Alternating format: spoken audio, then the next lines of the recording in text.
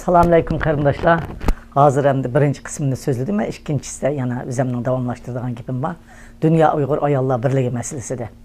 Dunyo Uyg'ur ayollar birligi o'zinglar bilasizlar, nihoyat chiroyli gullarning atrofida yeshil yo'pirmoq bo'lmasa, u gul bo'lolmaydi, tegida tashlak bo'lmasa. To'plar uning o'g'it bermasa. Demak, dunyo Uyg'ur ayollari qanday tiktizdi deganda, butun dunyodagi mayli O'rta Osiyoda bo'lsin, mayli Turkiyada bo'lsin, mayli Yevropada, Amerikada va Kanadada bo'lsin, aşını ma'lum darajada qo'llaydigan qo'llig'ichi xonim qizlarning madad kuchlari birinchi Allah ondan qasi shularning kuchi bilan o'rtadi. Mesela Rabiyammo Qaysaridagi Rabiyam saylanganda oxirida tuğanchi ta hozirgacha turyotdi.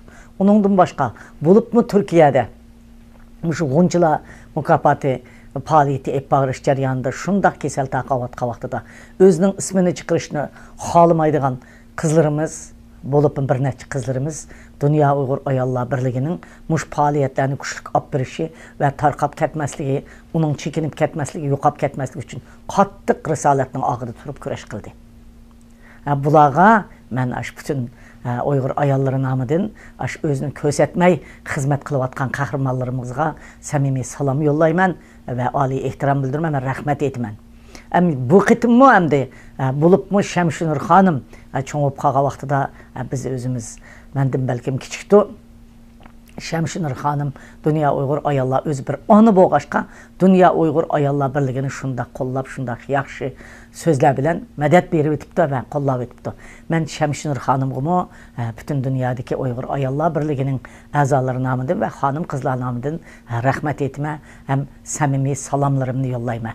Rahmat sizlarga.